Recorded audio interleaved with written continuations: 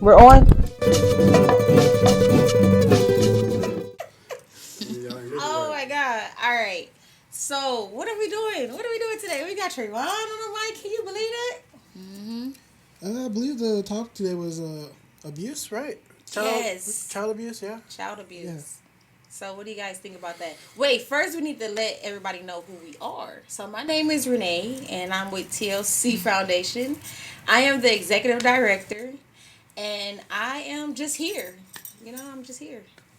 My name is Treyvon. I'm the extra. I work with the TLC Foundation. They kind of just dragged me on here, like just yanked. Oh my God! Can you believe it? No, and I'm Miss Cleveland, the outreach specialist. Whoop whoop! Yeah, Miss Cleveland Outreach, and just dragged me onto the stage. Stop. All right. So you're saying we're holding you against your own will? No, I'm still here. All right. Sorry, camera. I just had to go through with it.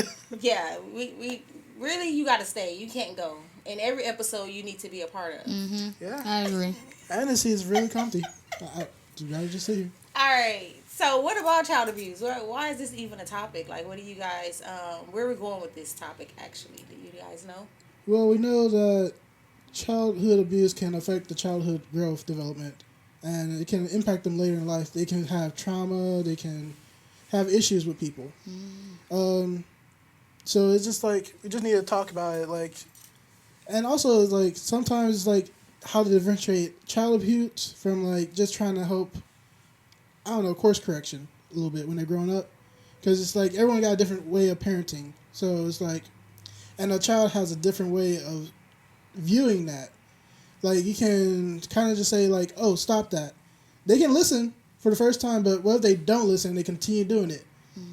It's either like they need something to enforce that just to make them to stop. Like, Well, I think that we need to determine what is child abuse, because if it's yelling, is that considered child abuse? Is it whooping them with the belt? Maybe the extension cord? Like, what exactly is child abuse these days? Because, things has changed since, back in the days when we were growing up. It can be all of those. Okay, so, because some kids, they say, if you yell at me, you abused me. Your tone. Really? You got to set the tone. Okay, You can be firm, but you can't be, I'm going to say too firm. Because I'm trying to see, how do we get these kids in order? We can't yell at them. We can't hit them. Sometimes I want to slap these kids. knock some sense into them. So you saying that if we just raise our voice, now we're abusing them? No, it's like your tone and your wording, the stuff you say to them. Because even though you're trying to help them, you can tear them down too at the same time. So you're pretty much not helping them. Yeah, you don't want to tear them down. You kind of want to help them just course correct. Like, Yeah. say that, you shouldn't be doing that. But if they don't listen, so let's just say that we tell them 1 time, 2 times, 3 times. Now, what could be a consequence where it's not an abuse and it's not creating trauma? Like, what can we do after the 3rd time I done told you to stop and you done did it the 4th time? Now, what can I do that's not going to cause childhood trauma? I mean, if you're providing for your child and you know they have a certain favorite thing that you like to do, like what my parents used to do, like if I did something wrong, they'll either ground me, but that was only at a certain age. They either ground me or, for my sister, she did something wrong and it was bad enough, they take away her door so she couldn't close the door no more. What? Yeah, they took the whole door off the hinges. Oh, I didn't think God. people actually did that. Yeah, they took the whole door, they took away her phone, because back then we had like house phones, just like, it was around house phones and they had like personal Treyvon, phones. you telling your age. Yeah, I'm telling my age. A house phone? Okay. I can tell you that my grandma used to have like actually my great grandma, she used to have the branch. My grandma, she used to have like something called the butt buster or the blockbuster. It was like a big paddle stick. Oh my God. Okay, so if that was going on, is that abuse? No, it actually kind of, it just, she never used it, or I never saw her use it. It was just there as a kind of like A reminder. Yeah, This is the consequence. just a reminder. Like it's right there. You see a big pal. Yeah, I'm not dealing with it. Okay, because I think that's what the whole thing is right now is that we can't come to an agreement on what child abuse really is. And so you have children saying they were abused when they were growing up, they have childhood trauma. Even right now, like when we're dealing with some of the clients for TLC, we're seeing a lot of childhood trauma. And so when you dig deep into their background, they're listing things that you would never think would be considered abuse. Mm-hmm. And so, like Ms. Cleveland said, it can be just yelling. And so I wouldn't think that would cause trauma, but when I look back at my childhood, I'm like, man, I must have been abused a lot because my parents yelled and they fussed at me about things. And so now that I'm dealing with it hands-on, I'm going back to my childhood and I'm like, man, do I have childhood trauma too? My daughter is the one who told me about made me aware of the verbal abuse. Because me and my husband used to argue all the time, or he was more verbal Okay. in his tone and Okay. things he said. So now that she's grown, she says that most of in her relationships is like a bunch of verbal abuse. Wow. Because of what she endured growing up. Okay. So I think maybe we need to get more familiar with verbal abuse. Mm-hmm. Or just the way our tone approached the situation. Because I guess we're not aware. Yeah, because that took me by surprise. Wow. Okay. I don't think I have anything to speak on the verbal abuse side of things. Now I gotta wasn't a part of reword how I what I was say to the young raised ones. and all that stuff. It really just sounds like a simple conversation from your parents to you, telling you what to. I mean, from what I'm seeing now, from hearing the client's standpoint, and I'm talking about the youth. Mm-hmm. So if you have a 17-year-old, they come to you and they say they're going through something, and you say, well, what is it that you're going through? Well, I'm having issues. Okay, let's dig a little bit deeper. Where are these issues coming from? And they're like, oh, well, I can't really communicate with my mom. Mm-hmm. And so you ask them why you can't communicate. Well, every time I try to tell her something or express myself, she shuts me down and she yells at me. Mm-hmm. So it's just a regular conversation that they're describing. At that point, that's not a regular conversation. That's her mother refusing to listen to her at all. Okay. Like, if you're going to... You gotta listen to each side of the story before you do any type of discipline. That's how it's discipline, not abuse. Okay. You listen to the child side and you listen to the other side of what happened or what was reported to you. That's how you differentiate that. Okay. Yeah, but you have a lot of parents that don't do that. Like my husband, he like, I'm the parent. I don't have to listen to the child. You need to do what I say. I ain't gonna listen to what you say until you get out of my house. Yeah. So it's like different. That can make them not want to talk to their parents. Yeah, my parents, they would listen to us when we stayed like, okay, why do you do this at school? I'm like, oh, it's because person A did this to me, and it's just a response to that. Mm-hmm. Like my brother, I think someone did something to him, like, and he got into a fight, and it was like they started it, so it's like no whole barred. So my mom didn't do anything to him, so it's like it was that person's fault, and he just reacted to him, and we know how he is, so and his personality. So if you're just gonna go out and let's say just hit him upside the back of the head, of course he's going to swing back. So that kind of sounds like two different scenarios. So you have a parent that your parents basically... They listened to mm-hmm. you and allowed you to express what was going on. Mm-hmm. And so they addressed the concern. And then you're familiar with a situation where the parents say, I'm speaking, mm-hmm. I'm talking, I said what I said, you don't say anything. As long as you're in my house, you have no voice. Exactly. Okay. And so that's what I'm seeing, like, in this line of work, I'm seeing that children are raised more so without a voice. They can't talk back. Anything that they say is considered talking back, which turns into a, I guess, abusive conversation, because they're trying to explain something to the parent, and the parent is saying, no, you cannot explain anything to me. What I say is what I said, and it's nothing after that. So most parents are not listening. Okay, that's the problem right there. You were able to literally collaborate with your parents. Like, that's actually a great thing. Mm-hmm. And we need more of that today. Okay? But when we don't have those households where you can talk to your parents and get them to actually listen to you, what is the situation then? Like, how can we reduce this child abuse? How can we reduce the yelling, the violence, the... just going back and forth, the bait type of environment. How do we get there? I would say if you have a relative and they're very concerned about you, or they understand more about you and they care for your well-being, go to them, talk to them about it, and have them intervene. Because then you're bringing your troubles to them, and if it gets really bad, then report it to police. They can at least help you get CPS involved.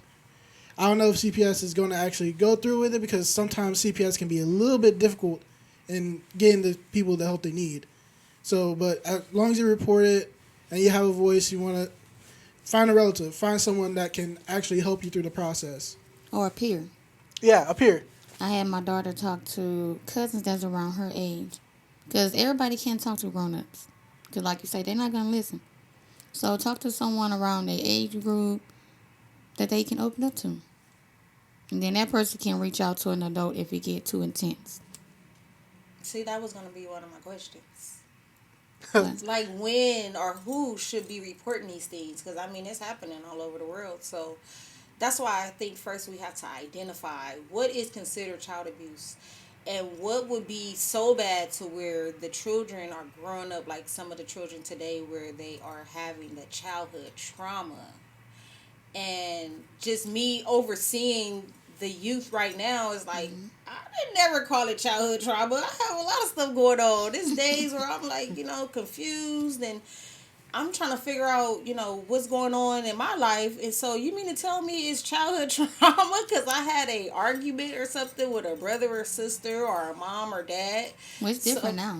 It's different It's now. different times. Yeah, they don't talk how we used to talk back in the day. It's different. They speak in code. It is. Okay. You can't have a regular constructive conversation without it turning violence or something happening. It's just too much. So what do you think is causing the difference now? Like, is it social media? Is it just being... The upbringings. Like you say, we have two different upbringings. And you can be brought up the wrong way and somebody coming to you in a nice place and they snap and don't know how to take that. They might say, hey, you coming for me. No, I'm trying to help you. Calm down. Yeah. But I'm thinking maybe some of the parents are afraid to tackle some of the issues with the children. Because, like Treyvon said, CPS can get involved. Most people don't want to deal with CPS. So they'll say, all right, I don't want to hit the child. I don't want to yell at the child because CPS is going to be on their way over here. So what are you supposed to do? Do some research. That's what I do. Yeah, I found out that, I guess, to put the child in timeout, I guess you can put them in timeout however age they are. Like I have a 4-year-old. They say by law he can be in timeout for 4 minutes. So I'm like, hey, you finna go in timeout. You want 4 minutes? You're like, no. Okay. The older you get, the longer you be in that timeout. Okay, so now let's reverse that for a 14-year-old. What are we doing now? What is the solution? Like Treyvon said, I take something away, electronics. Yeah, kids are very attached to electronics. I take them away. I have a 10-year-old. I take her electronics. She'll go crazy. I take the remote for her TV. She can't watch TV in the room. Okay. Yeah, crazy. Yeah, take the electronics and give them a book. Mm-hmm. Okay. So a part of what I do, I have to partner with the parents, right? And so one of the parents said, I took everything away. Literally everything. I have nothing else to take away. And guess what? The child is still not comprehending what she's trying to do. They're still not comprehending the discipline. Okay, and now they're doing more. They're being worse. So now what is the solution? Okay, they're lashing out. How old are they? 17. Oh, okay. Do they got Yeah, something taking to away do? something like that for a 17-year-old, I don't think it's going to work. So that's what I'm saying. At what point? Because now the mom is saying, I'm just ready to She need beat an him outlet. down. So if she hit him, then, she's in trouble. Get him something to do. Yeah, You taking give all him, his stuff away so he has nothing to do. yeah, give him something So he creative gonna to do. say, okay, if I ain't got nothing to do, I'm gonna cause some trouble somewhere. Like Yeah. get in some kind of sports or make him go volunteer somewhere. Actually, yeah, volunteer sounds actually a good way to Give him something to occupy his time. Yeah, because the more they lash out, the more likely they're going to do something. They're going to have a record. You don't want them to have a record. Because once they have a record, it follows you for life. Yeah, I agree. And so that's what the plan is right now, to keep him out of trouble before he goes that route. But it's just interesting that we don't want to discipline, and then they are different these days, and so the upbringing is different. But we only can do so much as a parent. And so I'm glad that TLC is here to offer the services, but it's like when they go home, it's still a disconnect where the child is still, being disruptive. And so we need to figure out a solution. They need a plan, because I think it takes two, though, because in order to implement the household where that parent is listening, that means that the situation that I'm talking about right now, it must be somewhere down the line where she's not listening to this child. It has to be, because maybe she's not listening, or she's not giving the child any time. It has to be something else that this child is trying to express to the mom, but the mom is not getting it. Or maybe she could come to like a compromise, like if where no one's happy, but y'all both agree on something like that. Because he's at 17, he's like 1 year away from being 18, and that's when he's like free as a bird, and he can be really liable for anything he does. I mean, you can do that right now. Yeah, he can, but he'll be charged as a minor. In some cases. Yeah, in some cases, if it's not severe enough. But once he reaches 18, any case can be charged as an adult, because he's legally an adult at 18. Well, I'm thinking, okay, so we talked about your upbringing. But now, going back to the parent that says, you have no voice as a child, be quiet, you're in my house. I get the last say so. So if we're in that household, how do we get the parent on board to give the respect in return to the child? Maybe we ought to invite them to like one of the workshops. Won't you come and see how your child actually acts and thinks? Okay. Because apparently you don't know your child if you're not talking to him. You don't know the interest. If you're just saying be quiet. So, hey, let me bring you to this workshop, what we're doing today, so you can see what I see in your child that you can't see. Right. You need a different perspective. Yeah, a different perspective will give them. See how your child communicates with me, so you can take some of these tips home with you. I think that's a good idea, because I think that's what, in this scenario that I'm mentioning, I think that's what's going on. I think that the parent, because when they're in my office, everything is good. But when they get home, here she go calling and saying, hey, he won't come back in the house. He's been out for hours, and he's not listening, and he's been disrespectful. But not once have she said what she has done. And so I think that she has that demeanor. Listen, it's my house. You're not 18. You're not grown. You're going to do what I say. You're going to have this curfew. You can't go nowhere. You can't have a cell phone. It's just a whole list of things. And so not nowhere in the conversation between me and her is she explaining to me, okay, we sat together. I listened to what his concerns were. We identified what the problem was. I listened to him. I never heard that from her. So I'm assuming that we may have a situation where at home she doesn't give him a voice. Don't acknowledge that he's growing into a young man. Yes. So you can't talk to him like a child anymore. You have to talk to him like the young adult he is becoming. That's why I said do a compromise at that age, because they can comprehend, they can learn everything, they can do whatever they want because they feel like they can. Okay.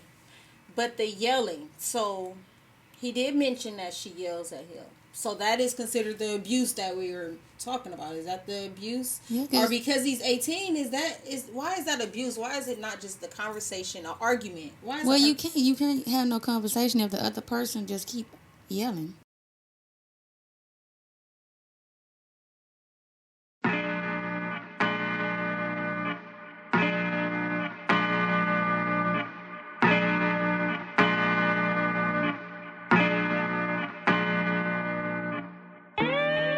I think she needs to stop yelling at him, and she needs to talk to him like the young adult he is becoming. Because if she keep yelling at him and he'll be like, hey, I'm 17, she can't talk to me like I ain't no child no more. I'm going to be on my own in a minute. So if she keep yelling and, no, this is my house, and of course he going to act out. You know? But if it was never a ground rule that the conversation goes both ways, respect goes both ways, how do a child get 17 and now it should be an understanding? They never had a relationship like that. No, So I think at some point the parent has to do their part in research, take accountability, put themselves in some training, get some education on how to interact with youth, your child, just to have a decent conversation, listening, and not over talking the child. And so I think respect goes both ways, and it does not matter if you're the parent and you pay the bills. The child did not ask to be there, and so that's what I'm seeing a lot of right now. Yes, the youth are having some disconnect with society, but a lot of it falls on the parent. The parent is not listening. They don't want to listen. First off, the parents are saying, listen, this is my house, my rules. If you don't like it, bye. At 17, like the children are getting put out because they don't want to listen. And I just don't think that that's fair. And so I think we need to find a solution, like how to change it. How can we have the ideal household where parents are listening and respecting the children? How can we get that to be a movement? Like, how can we get the parents on board to give respect to the children? Like, is there a solution to that? For them to give respect to the children, there's multiple ways to communicate. Like, you could write it out. Like, just write out all your grievances on paper and then have them exchange it at some point in time. What? I cannot see a parent actually write anything out and taking time to invest into a child that they say, I made you. I would, what they say, I'll take you out of this world. I'll brought you into the world. I can take you out of this world anytime I want to. They're not going to spend no time writing nothing down. But they're not going to spend their time chasing you. I don't know. I just feel like we have to create some type of movement here with TLC. Just to start here, because like we're getting the youth that are saying, hey, I'm battling with some social, like some of them don't even know how to communicate because they were raised with aggression. They were raised battling with their parents. And so now they can't keep a relationship. They can't keep friends. And so we need to work on the parents too. I think the partnership goes along with partnering up with parents, helping them understand why the child is acting out. It has a lot to do with you because you are pushing them to the edge. And so when they're in my office, we're good. But as soon as you guys get home, it's something totally different. That must mean it's something at home. Yeah, they're back in their normal environment. Yes. So they need to change up their environment. Yes. And so abuse is very important, but we have to identify what is abuse. Because the parents is actually, like you said, the yelling and the tone. So if that is abuse, maybe the parent don't know that they're abusing the child. They need mentorship too. That's what I'm thinking. I'm thinking the parenting mentorship. So we would have to outsource that service. I think that's called counseling. Hey. Yeah, it's serious. No, counseling is when they actually gonna listen. Yeah. Some of these parents ain't listening. So do you think that it's going to be a big challenge to get the parents to understand that respect goes both ways? For some of them, yeah. Yeah, for some, definitely. Okay. So we agree that respect goes both ways in the household? Yeah. It goes both ways. That's what I teach mine. Respect is earned, I give. They respect my space, I respect theirs. Okay.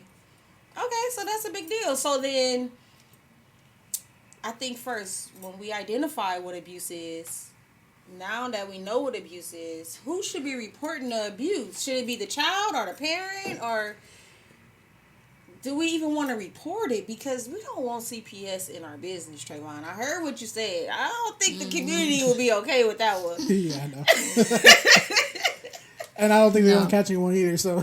And we don't always need a outsource or the government to come into our household to fix things. Sometimes it's just being aware and figuring out on our own. A simple conversation. Yes, a simple conversation. Instead of getting CPS involved, like, what is some other things that we can do to reduce abuse? To reduce it. Yeah, because I believe that it's going to happen, and sometimes kids are going to say they were abused, and really it was just no, you were not abused. I just had a conversation with you. So how to reduce it? How to reduce it? Yeah, that's like crying wolf right there. Yes. It's just a normal conversation. Sometimes it's just a normal conversation. Sometimes kids don't want to be told what to do. Yeah, if it's like a really volatile conversation, I would suggest they record it so that way you actually have proof that it was a really volatile conversation. Because if you just say it's like it was very volatile, someone would think it's just a normal conversation. Let's say you hear it and say, "Oh yeah, that's very bad." Because you never know what's inside the household. You're outside looking in. Okay. Sometimes that's a good perspective, though. Because y'all can see what I can't see. So, like you say, the child can be saying, hey, that was abuse. Well, I didn't mean it that way. I'm sorry you took it that way, but that ain't how it came. I didn't want you to receive it. So they need to learn communication. And I'm thinking about the record thing. Treyvon, I like all your ideas, all right? They all good. But you want to call CPS, and then you want to start recording the conversations in the household, so when the kids are having conversations with their parents. Like, if you know it's like very volatile and they've been coming back constantly, okay. You just need like a little snippet of them being yelled at. Like the child should record being yelled at. Yeah, if they're being yelled at constantly and just thrown into the ground like that. That's going to make me want to slap my child. If you record me fussing at you, now it's going to be a situation. Because you're in my house and I pay these bills. It's already been a situation. If they're coming to you constantly, it's been a situation. Okay. And it's continuing. So it's just need that little factor just to help them move on. Or if they're like 16, I think you can get a job at 16, correct? Mm-hmm. Like, you can help them get a part-time job so they can slowly save up. And then when they get to that certain age where they feel like they're ready, they can just get their own little small place and you can go check up on them once in a while. Okay.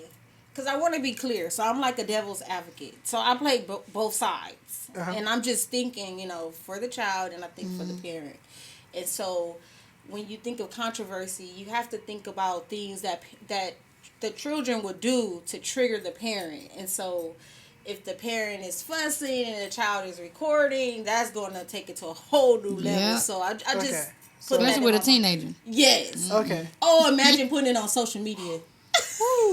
Everything on social media. They're probably one step away from doing that because you see it so many times with like different encounters. Always on social media, on YouTube or somewhere. Someone recording an accident or something like that. So I can see that happening sometime down the line.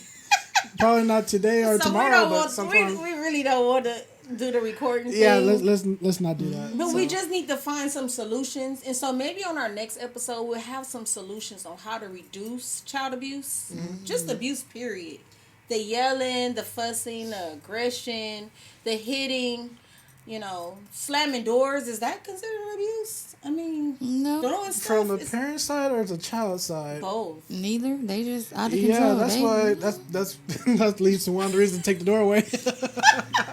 So that's why we need to identify abuse in whole.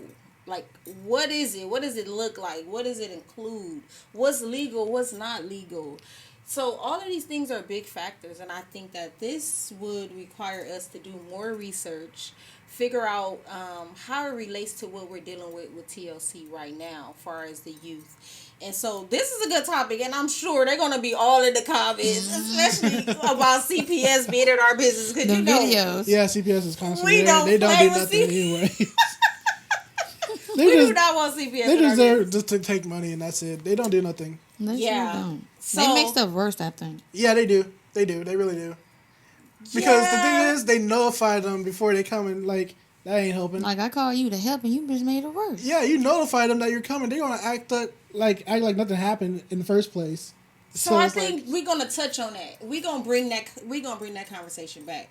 Because sometimes there is a good time. It is a good experience to have CPS. It is a good reason to have CPS sometimes. And so we're going to double back on another episode and talk about when there is a good chance that we need to get CPS involved. Mm-hmm. Because we don't want to just X them out. I can think of one good reason already. So that is going to be a good topic because we don't want to say that we're against CPS, especially in the line of work that we do. Mm-hmm. But we want to be able to say when it's a good time to get them involved. Make sure they're involved at that certain time. Yes. When we really need it. Yes. So those are our friends, okay? We just want to make that clear. All right. So don't forget, you guys, to like, share, and follow. My name is Renee Johnson, and I'm Treyvon. And I'm Miss Cleveland. Yes, and I am so excited to be able to present this information because this right here is going to make a lot of people aware. And so we're going to keep the episodes coming. So make sure you guys stay tuned. Action. Action already? Let's get to it. Oh my God. Can y'all believe we got Treyvon on the mic today? Yeah. I almost didn't want to join. Why not? I don't know. Just putting my face out there. I don't know. I'm camera shy. Oh my God. You're already a celebrity. And you most definitely is a celebrity.